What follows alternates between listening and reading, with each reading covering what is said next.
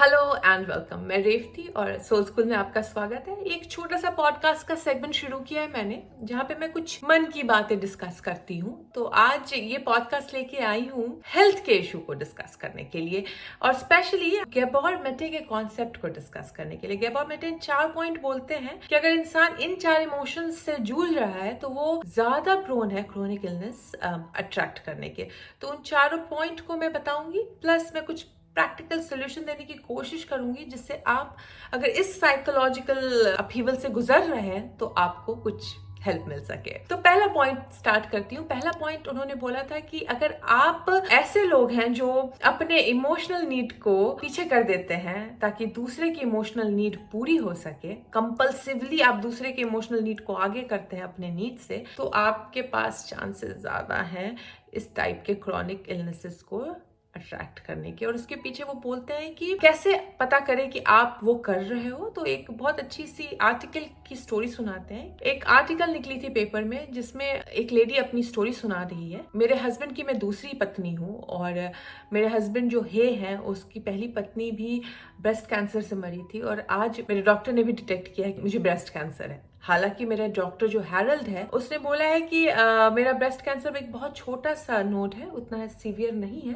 क्योंकि मेरा जो पति था उसकी पहली पत्नी का ब्रेस्ट कैंसर पूरे बॉडी में स्प्रेड कर गया था। मुझे डरने की जरूरत तो नहीं है क्योंकि मैं मरूंगी नहीं, लेकिन मैं परेशान हूँ को लेके। वो कितना परेशान होगा मेरी इस कंडीशन को सोच के समझ के। इस लाइन में गेबोर मेटे बोलते हैं कि ये समझने की जरूरत है कि वो औरत जो इस वक्त ब्रेस्ट कैंसर जैसे बड़े डिटेक्शन के टाइम में भी आर्टिकल लिख रही है, खुद के इमोशनल नीड को लेके नहीं, उसको ये सिंक इन करना चाहिए कि उसकी इतनी बड़ी डायग्नोसिस हुई है, इस वक्त उसको सपोर्ट की जरूरत है। बट खुद को सपोर्ट ना देने के बजाय वो इस वक्त सोच रही है उसके पति को सपोर्ट कैसे मिलेगा। ओ माय गॉड, उसके लाइफ में फिर से सेम पैटर्न रिपीट हो रहा है, उसकी वाइफ को वापस से सेम डायग्नोसिस आई है, तो वो बहुत परेशान होगा। जो एक अच्छी चीज है कि दूसरे की मेंटल कंडीशन को समझना, दूसरे के ऊपर सहानुभूति रखना, लेकिन उस वक्त उस औरत को खुद को चुनना चाहिए था। उसको समझना चाहिए था कि इस वक्त मैं बीमार हूं, रादर देन अपने पति के लिए परेशान होने के कि वो बेचारा कितना परेशान हो रहा होगा मेरे इस डायग्नोसिस को देख के। ये सोचना चाहिए कि मैं बेटर कैसे हूं, या फिर इस चीज को एक्सेप्ट करना चाहिए कि हाँ मेरा डायग्नोसिस हुआ है, आई एम अपसेट। खुद को कनेक्ट नहीं करने के कारण हम क्या करते हैं, अपने माइंड को डाइवर्ट कर देते हैं दूसरे इमोशनल नीड्स के कारण। जैसे अगर घर का कोई करता है, उसको कोई बहुत मेजर बीमारी डिटेक्ट होती है, तो वो ये नहीं सोचता है कि ओ माय गॉड मुझे बीमारी डिटेक्ट हो गई है, अब मेरी पत्नी कैसे खाएगी, अब मेरा बच्चा कैसे खाएगा। इस वक्त भी उसके दिमाग में सिर्फ इसी चीज की चिंता है कि how my family will survive, rather than focus इस चीज पे करने के कि मैं कैसे ठीक हूं। और जो इस तरीके की टेंडेंसी रखते हैं उनकी लाइफ में क्रॉनिक इलनेसेस ज्यादा होती है, या रिपीटेड पैटर्न आने लगता है बीमारियों का। इसके लिए गेबोर मेटे कहते हैं कि अपने इमोशनल नीड्स को हमेशा आगे रखना चाहिए। अगर इस वक्त आपको सपोर्ट की जरूरत है तो बड़े स्ट्रॉन्ग बन के सपोर्ट देने मत चले जाइए परिवार के लोगों को, अरे मैं ठीक हूं, मैं बढ़िया हूं, बड़ा भला चंगा हूं। नहीं, मैं टूटा हुआ हूं और मुझे इमोशनल नीड है इस वक्त, और मैं इमोशन अपहीवल में हूं और मुझे सपोर्ट चाहिए। लेकिन इसमें भी एक फाइन लाइन, आप जब इमोशनल नीड मांगते हैं और आप बहुत ज्यादा नीडी हो जाते हैं, तो फिर भी आप एक नेगेटिव एटमॉस्फेयर में स्टेप इन कर लेते हो। ठीक है, आप एक्सेप्टेंस करो कि आप ह्यूमन हो, आपकी कुछ नीड्स हैं, और दूसरा इंसान केपेबल है अपनी नीड्स पूरी करने की। हमारा जो कॉन्सेप्ट है ना खुद को भूलकर दूसरों को करने का, वो कॉन्सेप्ट ही फ्लॉड है। और इसमें क्या होता है, हम दूसरों को इतना ज्यादा कर देते हैं कि या तो वो दूसरे हैबिचुअल हो जाते हैं आपका एडवांटेज उठाने में, या फिर दूसरों एडवांटेज उठाने वाली पर्सनालिटी नहीं है तो खुद की एबिलिटी भूल जाते हैं सेल्फ केटर करने की।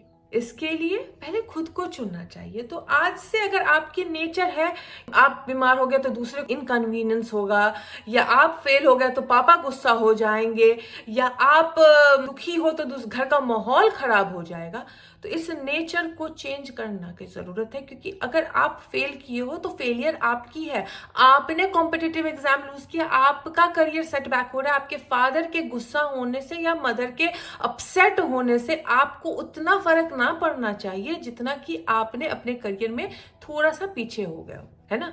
हम हर कुछ दूसरे के पॉइंट ऑफ व्यू से करते हैं, लाइफ जीते ही दूसरे के पॉइंट ऑफ व्यू से, और ये सबसे बड़ी गलती है क्योंकि हम खुद को चुनते ही नहीं है। इसके लिए इम्पॉर्टेंट है कि आज से अगर खुद को हेल्दी रखना चाहते हैं, डजेंट मैटर अगर आपने कुछ अट्रैक्ट कर भी लिया है, अगर उसको रिवर्स करना चाहते हैं, हील करना चाहते हैं, फोकस ऑन योर सेल्फ।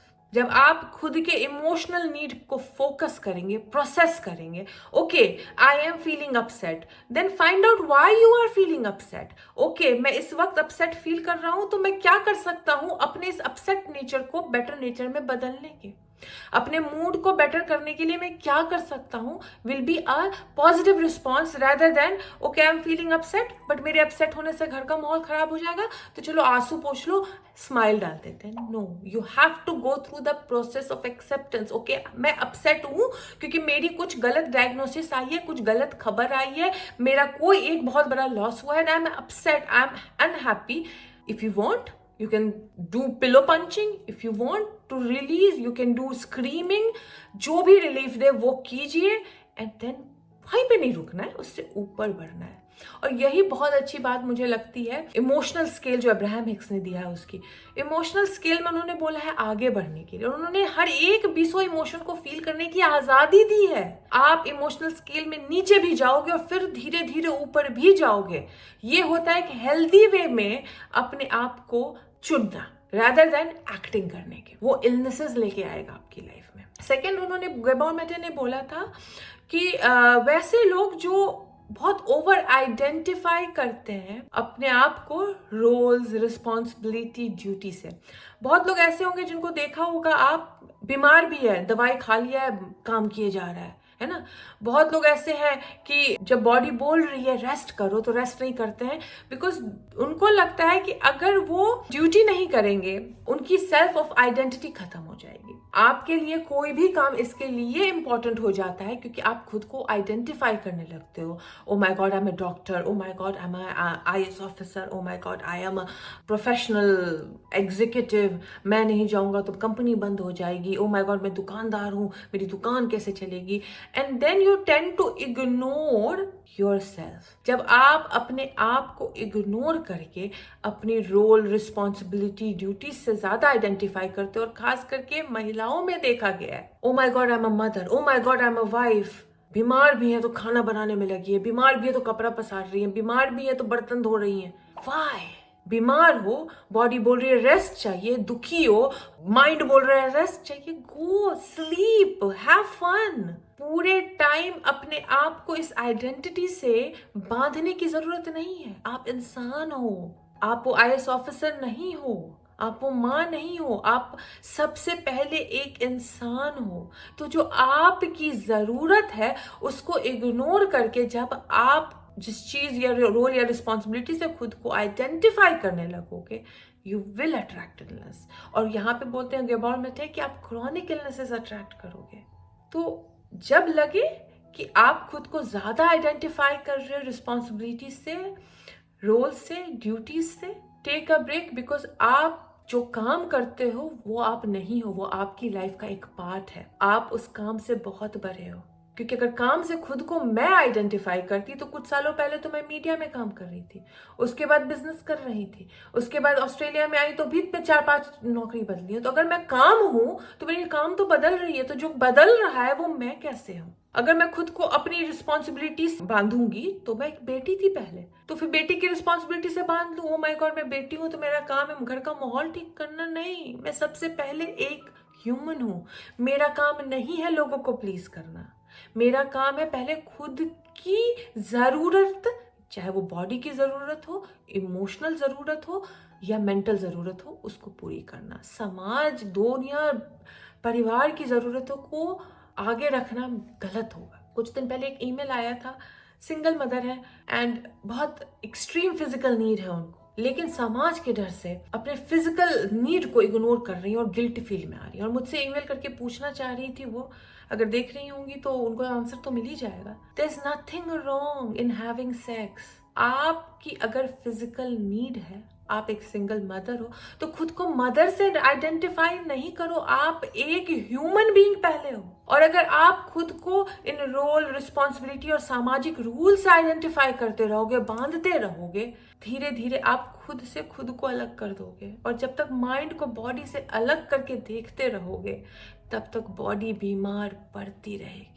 आपका इमोशन, आपका मेंटल कंडीशन, आपकी बॉडी, तीनों जब एक सिंक में रहती है तो आपका बॉडी हेल्दी होती है, आपकी बैंक बैलेंस हेल्दी होती है, आपका रिलेशनशिप हेल्दी होता है, आपका आसपास के माहौल हेल्दी होती है और इसके कारण पूरा समाज हेल्दी होता जाता है। तो जो सेकेंड पॉइंट है वो बहुत इंपॉर्टेंट है। Don't over identify yourself with your role, responsibility. आप हो, आप माँ हो, आई अंडरस्टैंड, आप हो, एक बीवी हो, I understand, and there is a time and place to be that role. But जब आपको खुद की जरूरत है तो पहले खुद को चुनो। तीसरा पॉइंट गैबोर मेटे लेके आए थे कि वैसे लोग जो हेल्दी एंगर सप्रेस करते हैं, देखिए हमें हर एक इंसान को एक हेल्दी बाउंड्री क्रिएट करनी होगी, which is acceptable for me and which is not. अगर आप हर किसी को ओके फ्लैग देते जाओगे, बाउंड्री नहीं क्रिएट करोगे, तो क्या होगा, लोग स्टेप इन करते हैं आपके ऊपर, लोग आपका फायदा उठाते हैं। इस दुनिया में हर इंसान अपने चक्करों में लगा है, ठीक है। और कुछ लोग जो होते हैं अपना सेल्फ भरने के चक्कर में सामने वाले का नुकसान भी कर देते हैं। इसके लिए इम्पॉर्टेंट है हेल्दी बाउंड्री क्रिएट करना। और अगर उस बाउंड्री को कोई पार कर रहा है एंड आप देख रहे हो, then you are allowed to have that anger fit. गुस्सा करना बुरा नहीं है, लेकिन अगर आपने कोई बाउंड्री बनाई नहीं है, किसी को बताया नहीं है कि ये मेरे लिए एक्सेप्टेबल है और ये नहीं, और कोई उस बाउंड्री को क्रॉस कर रहा है, तो आप किस तरीके से गुस्सा करोगे, क्योंकि आपने कभी इस चीज की डेफिनेशन तो क्रिएट की ही नहीं है। इसके लिए इंपॉर्टेंट है एक हेल्दी बाउंड्री क्रिएट कीजिए। आप हेल्दी बाउंड्री जब आप क्रिएट करोगे तो फिर क्या होगा, अगर कोई इस बाउंड्री को क्रॉस करेगा, then you can say you are crossing the boundary. अगर उसके बाद भी वो नहीं मान रहा है और आपके अंदर गुस्सा क्रिएट हो रहा है, which is a healthy anger, you are allowed to vent out, you are allowed to show that anger. कहते हैं ना, गैबोर मेटे कहते हैं कि एक टर्म है, गुड पीपल डाई यंग। जो अच्छे लोग होते हैं ना, बहुत जल्दी मर जाते हैं।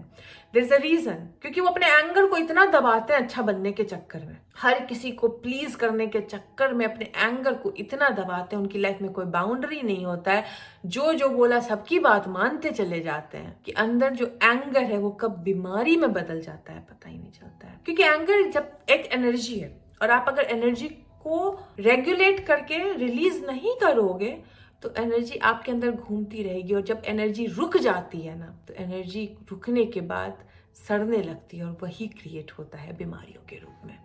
इसके लिए release of energy is important and regulation of energy is important. और इसके लिए इम्पॉर्टेंट है, अगर हेल्दी एंगर है, यहाँ बहुत बड़ा फाइन लाइन है, ये मैं बिल्कुल भी नहीं बोल रही हूँ कि खुद को आगे रख के ऐसे सेल्फिश हो जाओ कि लोगों का फायदा उठाने लगो, या फिर खुद के इमोशनल में इतने सेल्फ सेंटर्ड हो जाओ कि दूसरी परवाही बंद कर दो, या फिर ऐसे इंसान बन जाओ जो हर बात में चिल्लाने लग रहा है, ठीक है। That is also a negative side of it which will create another issue in your life. एक बैलेंस क्रिएट करना होता है। एक्सट्रीम जो जाते हैं ना लोग, या तो इस साइड या तो इस साइड, या तो बिल्कुल सेल्फ सेंटर्ड है, मतलब ही नहीं है किसी से, या फिर बिल्कुल ही गिविंग है, हर से ज्यादा देने वाले हैं, अपने को बिल्कुल एक डोरमैट बना के छोड़ रखा है। ये दो एक्सट्रीम्स गलत है। You have to come in middle, you have to be balanced. Give and take का फ्लो बनाना पड़ेगा in order to create harmony. तो जो तीसरा पॉइंट है, रिप्रेस हेल्दी एंगर, उसको करना बंद कीजिए। अगर आपको कोई चीज परेशान कर रही है, एक्सप्रेस इट, क्योंकि जब तक आप रिप्रेस करोगे तो क्या होता है, इंसान रिप्रेस करते जाता है एंगर, एंड देन वो फूटता है बांध, और जब वो बांध फूटता है तो बहुत गंदे वे में आप प्रकट करते हो उस एंगर को और लोगों से रिश्ता खराब कर देते हो। इसके लिए इंपॉर्टेंट है, set your boundaries, clear state what is acceptable in your dictionary and what is not। क्या acceptable है आपकी डिक्शनरी में और क्या नहीं। अगर कोई उस बाउंड्री को क्रॉस कर रहा है, वार्न कीजिए उनको। वार्निंग के बाद भी क्रॉस कर रहा है, से नो। अगर नो भी नहीं समझ में आता है, you are allowed to express anger. And fourth है ये बिलीव कि you are responsible for what other people feel. ये बहुत बड़ी प्रॉब्लम है और खास करके महिलाओं में ये प्रॉब्लम है। महिलाओं के पति का मूड खराब है ऑफिस की किसी चीज को लेके, ठीक है, या फिर क्रिकेट के स्कोर को लेके, लेकिन महिलाएं परेशान है यहाँ पे, सारी नहीं, जो एक्सट्रीम इमोशंस देती हैं, जो बैलेंस नहीं है, ये सोच के कि उनसे क्या गलती हो गई। बच्चों की प्रॉब्लम है ये, माँ बाप आपस में झगड़ के परेशान है, ठीक है, फादर अपने ऑफिस के इश्यूज से परेशान है, बच्चे यहाँ परेशान है कि उन्होंने क्या गलती कर दी कि घर का माहौल खराब हो गया है। जब आप दूसरों के इमोशन या दूसरे कैसा फील कर रहे हैं इसको लेके परेशान होते रहोगे, तब तक आप हमेशा रिस्क में रहोगे क्रॉनिक इलनेस अट्रैक्ट करने के। इसके लिए दूसरे क्या सोचते हैं, क्या फील करते हैं, वो उनका प्रॉब्लम है। तो एक ऐसा माहौल बनाइए, एक ऐसा ओपन प्लेटफॉर्म बनाइए अपने घर का, अपने आसपास के लोगों का, कि आप जब ओपनली बोलोगे this is what I feel, जब आप गेस वर्क नहीं दोगे सामने वालों को, तो सामने वाले भी आपको गेस वर्क करने नहीं देंगे। जब उनको जरूरत होगी आपसे किसी ग्रीवांस पे बात करने की, आपसे किसी चीज की शिकायत करने की, वो आके ओपनली बात करेंगे। और जब वो बात करेंगे उस वक्त अगर आप वियर्ड से रिएक्शन नहीं दे रहे हो, तो इंसान कंफर्टेबल होगा दूसरी बार आके भी बात करने में। तो यहाँ पे बहुत इंपॉर्टेंट है फोर्थ पॉइंट को समझना कि आप रिस्पॉन्सिबल नहीं हो दूसरे क्या फील कर रहे हैं उसके लिए। अगर कोई बोल रहा है कि तुम्हारे कारण मैं गुस्सा हो गया हूं, तो ये गलत है। वो गुस्सा हो रहा है क्योंकि शायद आपने उनकी कोई बाउंड्री क्रॉस की है, या फिर उन्होंने अपनी बाउंड्री बनाई नहीं और अचानक से उन्होंने स्लिप करना शुरू कर दिया कि भाई तुम मेरी बाउंड्री क्रॉस की हो। इसके लिए पारिवारिक माहौल जो होना चाहिए, इंसान को ओपन कम्युनिकेशन रखना चाहिए अपने सारे परिवार के लोगों से, चाहे वो छोटा इंसान, छोटा बच्चा हो या बूढ़ा या से बड़ा इंसान हो। अपनी बाउंड्री क्रिएट करनी चाहिए, वार्निंग एंड नो बोल के। अगर एंगर आ रहा है तो उसको सप्रेस नहीं करना चाहिए, और दूसरों को नहीं डिसअपॉइंट करने की जो आदत है उसको छोड़ दे, क्योंकि लोग तो डिसअपॉइंट होंगे। आप अगर हर किसी को खुश करने के चक्कर में रहोगे तो आप खुद को ना खुश कर दोगे। आप जब दूसरों के डिसअपॉइंटमेंट से परेशान होगे, तब तक आप सही में खुद से नहीं मिलोगे, तब आप सही जीवन जी नहीं रहे हो। तो दूसरों को डिसअपॉइंट करने से मत घबराए। अगर आप खुद को चुन रहे हैं, आप अपने सपनों को चुन रहे हैं, आप अपने करियर को चुन रहे हैं, और उससे कोई डिसअपॉइंट हो रहा है, तो वो उनकी प्रॉब्लम है, आपकी नहीं। क्योंकि खुद को चुनने से कोई डिसअपॉइंट नहीं होना चाहिए। आप खुद को चुने, वो खुद को चुने। दुनिया में ये होना चाहिए कि I will take care of myself, you will take care of yourself. Life में बैलेंस रहता है, बट दिक्कत क्या हो गई, I will take care of you, you will take care of me. ना हम उनका ढंग से ख्याल रख पाते हैं, ना वो हमारा ढंग से ख्याल रख पाते हैं, और फिर हम डिसअपॉइंट होते रहते हैं एक दूसरे से और परेशान होते रहते हैं एक दूसरे से। इसके लिए इम्पॉर्टेंट है कि डिसअपॉइंटमेंट से मत घबराए, क्योंकि आप सभी को खुश नहीं कर सकते। लाइफ में इमोशंस पे ध्यान दें, अपने आप को चुने, अपनी बाउंड्रीज सेट करें कि आपको लिए क्या एक्सेप्टेबल है। खुद को आइडेंटिफाई करना बंद कर दे रोल और रिस्पॉन्सिबिलिटी से ज्यादा। है आप माँ, है आप डॉक्टर, है आप प्रोफेशनल, है आपको करता है घर के आपको पूरा करना है, बट इस वक्त आप अगर बीमार हैं, परेशान हैं, आपकी इमोशनल नीड डिफरेंट है, you are allowed to cut off, you are allowed to shut down. जब आप इस तरीके से खुद को इजी लेना शुरू करते हो ना, तो पता है क्या होता है, आपकी बॉडी हील होने लगती है, क्योंकि बॉडी को लगता है ओ माय गॉड, ये सोल अब मुझे चुन रहा है, ये माइंड अब मुझे चुन रहा है। खुद को चुने, बॉडी से प्यार करें। जब हम अपने आप को वैल्यू नहीं देते हैं ना, जब हम अपने आप को सोचते हैं कि वी आर नॉट इम्पॉर्टेंट, तो ये बॉडी धीरे धीरे इस दुनिया को छोड़ के जाने की तैयारी शुरू कर देता है, क्योंकि बॉडी वही रहता है जहाँ उसे प्यार मिलता है। तो जब आपका सोल ही उस बॉडी से प्यार करना बंद कर दे रहा है, जब आप ही अपनी बॉडी से प्यार करना बंद कर रहे हो, उसकी कमियां ढूंढ रहे हो, उसकी खामियां ढूंढ रहे हो, उसको इग्नोर कर रहे हो, उसको कोस रहे हो, उसकी वैल्यू नहीं दे रहे हो, तो वो कहाँ से हील होके देगा आपको, वो कहाँ से सही से फंक्शन करेगा। इसके लिए खुद को चुने। और गैबोर मेटे की एनालिसिस बहुत अमेजिंग है। जब इंसान खुद को चुनने लगता है तो हीलिंग शुरू हो जाती है। ग्रैटिट्यूड दे जो है उसके लिए, और देखें बॉडी में अमेजिंग सा ट्रांसफॉर्मेशन। होपफुली ये पॉडकास्ट एक इंसाइट दिया हो आपको कि हमारे इमोशंस किस तरीके से इफ़ेक्ट करती है हमारे हेल्थ को। और अगर पसंद आया है तो प्लीज़ सब्सक्राइब कीजिए ताकि इस तरीके के कंटेंट के नोटिफिकेशंस आपको मिलते रहे।